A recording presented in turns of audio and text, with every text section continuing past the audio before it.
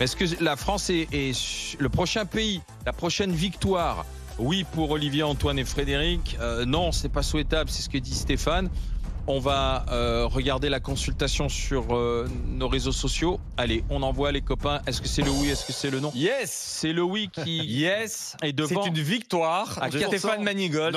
Mais c'est une victoire. Attends, 89%. Tu n'as que 11%, Stéphane. Non, c'est une victoire. 11%, c'est une victoire C'est pour une toi. victoire parce D'accord. qu'il y a de l'espoir. Avec 11%, il y a de l'espoir que l'extrême droite n'arrive pas au pouvoir. Et ça, c'est une philosophie de gauche, c'est une philosophie humaniste. Et moi, avec ces 11%, vous allez voir, Valérie, on gagnera. L'extrême droite ne sera pas au pouvoir. Valérie, bonjour. Bonjour. Bonjour Valérie des Alpes-Maritimes. Alors, est-ce qu'à votre avis, la France est le prochain pays sur la liste, oui ou non? Alors écoutez, pour une fois, je vais être d'accord avec Monsieur Manigold. C'est assez rare, voilà. Je ne suis pas, comment dirais-je, une humaniste. C'est pas la question humaniste qui me fait penser ça. Moi, je pense que les Français, en fait, là, expriment plutôt une colère dans le vote, Voilà. dans le sens où, quand il s'agit des élections intermédiaires, comme les députés, ou là, prochainement, les européennes. les élections européennes, voilà, ou même les maires, les Français n'hésitent pas effectivement à voter RN. Je pense que pour la présidence, en tant que président, non. Moi, j'y crois pas. Déjà parce que, de toute manière, Marine Le Pen, ça n'engage que moi, ok, mais Marine Le Pen, pour moi, n'a pas les compétences. Et je Ça pense m'engage en plus aussi, qu'elle Valérie. elle ne le veut pas. Elle ne le souhaite pas. C'est sûr qu'en face, ils sont hyper compétents. Hein. Non, mais vous avez, Oui, vous avez non, raison, mais- Valérie. Attendez, pas maintenant. Allez-y, Valérie. Non, mais de toute manière, actuellement, effectivement, on a la droite la plus bête du monde et la gauche social-démocrate n'existe plus. Donc, C'est vrai. j'espère, j'ose espérer. En fait, c'est là mon propos de dire qu'elle n'aura pas le pouvoir. J'espère qu'il va y avoir une personnalité qui va émerger d'ici ces 3 ans et demi qui restent. Quelqu'un qui va enfin faire un petit peu le ménage, qui va avoir une personnalité forte et qui va vraiment... On avait cette dit ça fois-ci- d'Emmanuel Macron. Hein. Oui, Alors, mais qui va Antoine, vraiment Valérie- s'attaquer aux problèmes des Français. Oui, on avait dit ça d'Emmanuel Valérie, Macron. Antoine va vous répondre, Antoine. Dire. Je vais vous poser une question, surtout Valérie. Qu'est-ce qui vous fait dire que Marine Le Pen ne serait pas compétente? C'est-à-dire que moi, aujourd'hui, je trouve qu'elle est plutôt au niveau... On diffuse le débat du second tour ou pas? Oui, alors il y a le débat, mais elle est tombée dans des pièges rhétoriques, etc. Mais je vois Mais pas elle de bosse défaut pas. de Attends, mais compétence. laisse-le terminer. Non, honnêtement, quand on compare à tous les autres, je la trouve pas moins compétente et je la trouve même plutôt un peu au-dessus de la mêlée par rapport à tous les autres. Quelle Mélenchon, preuve, il se vautre dans la débilité, les autres sont dans la guéguerre, etc. Et il y a une espèce de hauteur de vue de Marine Le Pen, d'intérêt du pays. Je pense qu'on ne peut plus dire qu'elle n'est pas compétente, qu'elle n'est pas au niveau. Attention, il y a les petits cœurs qui sortent au-dessus de ta Mais tête. c'est Là, le une fan club, là, position. il est, Je- il est un peu gros quand même. Je fais de la politique, j'ai fait de la politique pendant Non, mais 15 tu ans. fais de la Et politique, donc, t'as raison de le dire là. non, mais j'ai Là, tu fais de la arrêté, politique. je fais de la Ah, politique. vous en faites Et- tous en prenant oui. position. Oui, Ouais, voilà. Marine Le Pen, aujourd'hui, elle est plus douée que tous les autres. À un moment, elle n'était Elle pas bosse terrible. pas assez dossiers, enfin, Mais faut être qu'est-ce qui te factuel. fait Oui, mais la dire ça question est pas Elle là. Qu'est-ce qui te bosse fait dire pas. ça c'est- mais c'est- il et je crois que. jouera pas sur Attends, la je veux juste compétence. répondre. Je crois que Valérie, elle a raison. Elle dit, en fait, il y a un sujet sur lequel elle cristallise toutes les colères. C'est vrai, Marine Le Pen, aujourd'hui, comme Éric Zemmour, cristallise une grande Oui. partie des colères des Français. Mais ça fait pas un président Mais c'est- ou une présidente. C'est pas que sur Mais c'est l'immigration. pas que Pardon, ça. Oui. excuse-moi, mais Sur l'économie, on peut en parler. Non, mais Marine Le Pen. Son Non, programme. mais le Ils débat, ont largement le travaillé débat sur l'économie, n'est pas ouais. sur la crédibilité du programme économique de Marine Le Pen. Ça, on pourra faire un match un jour, mais c'est pas le débat. Le débat est de savoir si ce qui arrive aujourd'hui dans de nombreux pays occidentaux va arriver chez nous, c'est-à-dire une vague populiste qui, excuse-moi, mais les faits, toi tu peux dire je souhaite pas, mais enfin depuis Non. quand même maintenant peux te donner un plusieurs exemple élections, le Front National, maintenant Rassemblement National, ne cesse de progresser, et j'ai envie de dire le spectre, c'est-à-dire il y a Éric Zemmour aussi maintenant qui est là. Je regardais le dernier sondage aux élections européennes, si tu additionnes Dupont-Aignan, Zemmour et Marine Le Pen, tu es quasiment à 40%, hein, et tu peux rajouter ensuite le LR, donc on voit bien que la France est de plus en plus à droite d'ailleurs. Bien sûr. Donc on voit bien quand même que le mouvement qui a le vent en poupe, c'est ce mouvement-là. Alors peut-être que d'ici là, depuis 3 ans, on va régler tous les problèmes. Alors, mais on a une conjoncture économique il y a- qui est en train de se il y a retourner. un On a phénomène- des problèmes d'immigration qu'on n'arrive pas Il y à a à régler. minima. On a un appauvrissement et un déclassement et des Français qui ont l'impression Pour qu'ils ne peuvent plus l'instant. s'en sortir. Mais Pour on l'instant, a, peut-être, effectivement, dans 3 un ans, tout ira événement. mieux, peut-être. Voilà, exactement. On a un événement qui fera la bascule, je pense. Les JO. Ça s'appelle les JO. Si les JO se passent bien, si on fait une cérémonie Ça va pas bien se d'ouverture, passer.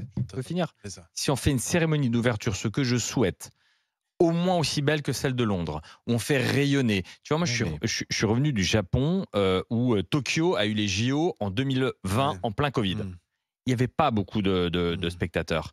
J'ai discuté avec mes confrères, il y a un boom touristique incroyable. Et donc, si demain, les JO se passent bien, que Darmanin arrive à assurer la sécurité, que Nunez arrive à assurer la sécurité, je vais te dire un truc. D'accord, je comprends ton truc. Mais après les JO de Londres, qu'est-ce qui s'est passé? Le Brexit. Non mais d'accord. Mais le Brexit. Mais est-ce qu'aujourd'hui, si tu revotes, est-ce que franchement les Anglais revotent la même chose? D'accord, on peut refaire le match 15 fois, sauf que tu peux faire des erreurs. On a le droit de dire que c'était une erreur et qu'aujourd'hui les Anglais le regrettent. Bah oui, d'accord. Alors merci à Valérie d'avoir économisé. Et sur la promesse de Marine Le Pen, Marine Le Pen, je me souviens du débat du second tour, elle a dit à Emmanuel Macron une chose qui est assez vraie, que les prêts garantis par l'État, elle n'aurait pas fait ça pour les secteurs, notre secteur. Elle a dit, moi je les aurais transformés en fonds propres. Est-ce que Marine Le Pen, qui a 89 députés aujourd'hui à l'Assemblée nationale, a sorti une seule PPL de ce programme? Rien. Donc quand Marine Le Pen est au pouvoir, elle fait rien. Elle fait de la politique. Et puis ensuite, il va écouter Sam dans les Vosges. Les RN sont les plus présents dans l'Assemblée, etc. Est-ce que pas faire comme s'ils ne travaillaient pas? C'est factuellement faux. Non. Je pense que la question ne se joue pas, et je suis d'accord avec Olivier, sur la question de la compétence. Ça ne se joue pas là-dessus. Et d'ailleurs, pourquoi cet argument ne marche plus? Parce que quand Emmanuel Macron est venu, dans son idée de en même temps, il est venu avec l'idée je suis la compétence, je maîtrise. Je suis le Mozart de l'économie. Voilà. Et je vais arriver avec des gens qui viennent de la société civile, qui maîtrisent tout ça. Vous allez voir, tout va bien se passer. On s'est rendu compte que tout ne s'est pas bien passé, et bien le contraire.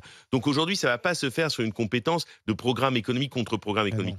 Elle bénéficie d'une dynamique européenne, et c'est vrai, je suis d'accord avec toi que je n'ai peut-être pas insisté tout à l'heure, et c'est vrai, une dynamique européenne qui la porte. Et la question, c'est que les Français, c'est pas parce qu'ils sont bêtes, mais loin de là, sont dans une autre attente, et c'est pas un concours pour savoir qui va être le plus compétent ou pas. Et je pense qu'aujourd'hui, les politiques classiques ont montré quelque chose comme usure. Et dernière chose, les classes moyennes qui sont normalement le support de la République, aujourd'hui, pour partie d'entre elles, basculent vers l'extrême droite. On va écouter Sam dans les Vosges, et je te donne la parole ensuite, Antoine. Bonjour Sam. Salut, un fidèle des GG, Sam, qui était venu en plateau d'ailleurs avec nous, artisan dans le BTP. Est-ce que la France sera la prochaine sur la liste, Sam? Bien sûr. De toute façon, ça va devenir le vote par défaut. Parce que, en fait, les Français en ont marre. Je pense vraiment, on en a vraiment marre de comment ça tourne. Je pense qu'on a envie d'arriver à la France d'abord. En fait, on est là, on donne des leçons à tout le monde à longueur de journée, alors que quand on regarde devant chez nous, c'est le bordel. Les gens en ont marre. Stéphane, il disait, les députés RN, il faut rien au Parlement. Mais vous voulez qu'ils fassent quoi? En fait, c'est des enfants, nos députés. C'est l'opposition systématique.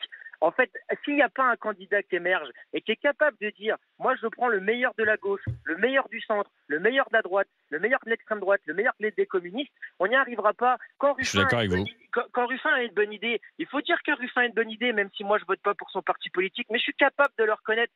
Et quand le RN a une bonne idée, il faut aussi les suivre. On en a marre. Ils gouvernent que pour eux-mêmes. Que pour eux-mêmes, ils ont oublié qu'ils sont là pour le peuple français, ils sont élus pour nous servir nous et pas nous servir eux. Et il y en a marre de cette Europe qui veut diriger les peuples. L'Europe, elle a été faite pour les peuples, pas pour les soumettre. La France, on se fait gifler à longueur de journée et on tend l'autre joue. On est un pays qui était puissant, respecté. Maintenant, on est la prostituée de l'Europe.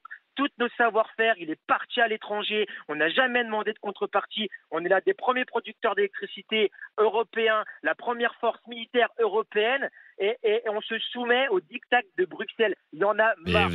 Mais alors Sam, le rejet européen. Dans ce que dit Sam, je souscris à la quasi-totalité de ses propos. Non mais la quasi. On rechange de camp. Non, je vais pas changer de camp. Que dit Sam? Il dit. Il fait état des problématiques et il dit, en fait, nous les Français, on en a marre que vous vous ghettoisez dans des partis politiques. Si Ruffin dit quelque chose de bien, il faut le dire. Moi, je suis le premier à saluer. Quand Fabien Roussel dit des choses très bien, je suis le premier à saluer. Quand Ruffin le dit aussi. Et donc, c'est ce qu'attendent effectivement les Français. Et ça, ce qu'a dit Sam là, est la vérité. Et donc, demain, si tu as... Mais Marine Le Pen n'est absolument pas cette incarnation. Mais c'est parce que c'est le RN, c'est l'extrême droite, machin, que tu dis non. Mais moi, je dis, si Marine Le Pen va dire qu'il fait beau et qu'il fait beau, je vais pas dire qu'il pleut. Je suis pas débile. Si elle dit qu'il fait beau, je vais le dire. pire. Mais ce qu'a dit Sam, Sam a parlé de l'Europe. C'est vrai qu'aujourd'hui aussi, il y a un rejet de l'Europe. Quand on apprend que l'Union européenne s'intéresse au camembert, à un moment donné, les gens se disent mais attendez, il y a des vrais sujets, il y a des vrais sujets qui ne sont pas traités. En revanche, l'Union européenne s'interroge sur savoir si on a le droit d'utiliser encore du bois pour mettre du camembert. Attendez, Antoine, on n'a plus entendu. Un mot peut-être. Toute cette classe politique qui dit surtout pas le RN, surtout pas ça, etc. Pourquoi ne font-ils pas aujourd'hui ce que les Français attendent et ce pourquoi les Français vont voter demain pour le RN? Emmanuel Macron, il lui reste 3 ans de mandat. 3 ans. En plus, il n'a pas de réélection. Il n'a pas d'enjeu. Si Emmanuel Macron parvenait à s'attaquer de manière frontale, ferme et efficace aux difficultés d'insécurité, d'immigration, etc., on ne se poserait plus le problème. On ne se poserait plus la question. Le problème, c'est qu'on sait qu'ils ne feront rien. Il n'a pas accéléré, on parlait compétences, mais l'incompétence, elle est où? L'incompétence, elle est dans tous ceux qui ont gouverné. On termine avec David au 32-16. Bonjour David. Bonjour à vous les GG. Bienvenue David. Alors, Bonjour, vous avez entendu le raisonnement de Sam. Sam, il dit la France sera le prochain sur la liste. Et il le souhaite même. Et vous, qu'en dites-vous, Sam, alors David, pardon. Ouais, moi je dis bien entendu qu'on sera les prochains. Et moi, c'est pas un vote par défaut. Moi, je tiens à préciser, c'est pas un vote par défaut. Parce que là, ce qu'on dit depuis tout à l'heure, j'entends oui, le RN, ce sera pire, tout ça. Non, mais vous avez vu depuis 30 ans, on a 3 000 milliards de dettes. Le pire, vous n'avez pas l'impression qu'on y est déjà là? Exactement. Vous n'avez pas l'impression qu'on y est déjà? On se fout du monde à chaque fois à nous dire ah non, mais le RN ci, le RN ça. On a eu que des guignols depuis 30 ans. On nous a amené Macron comme le Mozart de la finance et on est où là? On en est où? On se fout vraiment de la gueule des gens en France. Hein. C'est pas possible de raconter autant de conneries à la minute. Moi, ça me dépasse. Vous me flinguez là. D'habitude, j'appelle, je suis plutôt zen, mais il y en a ras-le-bol d'entendre vos discours à la con qui nous font croire qu'avec le RN, ce sera pire. Déjà, vous n'en savez rien parce qu'ils n'ont jamais été au pouvoir. Ça, c'est vrai. Et en attendant, les 30 ans de catastrophe qu'il y a eu, c'est pas le RN qui était au pouvoir. Et quand j'entends M. Manigol qui nous dit oui, mais comment dire, avec le RN travaille pas ceci. Mais vous le savez très bien, dès qu'ils proposent quoi que ce soit, je dis bien quoi que ce soit à l'Assemblée, il n'y a personne qui les accompagne. Alors comme disait l'auditeur précédent, il a totalement raison. Même quand c'est des trucs bien et que tout le monde pourrait se retrouver dedans, tout ça parce que c'est le RN, on ne vote pas. Eh ben, on n'a qu'une bande de guignols. Et moi, j'ai. Et vous en avez assez là. Maintenant, stop. Dégage une bonne fois pour toutes. Il y en a ras-le-bol. Le dégagisme. Le dégagisme. Ce qu'a vécu Nicolas Sarkozy d'ailleurs avec l'élection de François Hollande derrière. Hein. David, on va voir justement où on en est parce qu'on a bien vu tout à l'heure. Stéphane disait c'est une victoire. Je suis à 11%. Donc on va voir où on en est dans le résultat final. On va voir l'extrême droite en France au pouvoir après l'Italie et les Pays-Bas. Est-ce que ce sera pour la France? Tout à l'heure on était sur 89% à 11%. Lui a dit 11%, c'est une victoire pour alors Stéphane. Est-ce que Stéphane va rester à ces 11%, passer à 12%, baisser à 10%? Allez, résultat final s'il vous plaît, on va voir. Oh là là, double victoire. Il a gagné un point, 88%, 12%. Laisse-moi René, laisse-moi 2 jours et je te change la vapeur. Il est tout à fait à l'image de notre classe politique actuelle. 12%. Ça, vous voyez, c'est ça la France. Mais c'est l'espoir. Vous incarnez le désespoir. Il faudrait être lucide. Dans un instant, avec les Gilets. Moi, j'ai envie que mon pays s'en sorte. Non, mais c'est inquiétant parce que sérieusement, si on revient 2 minutes sérieux.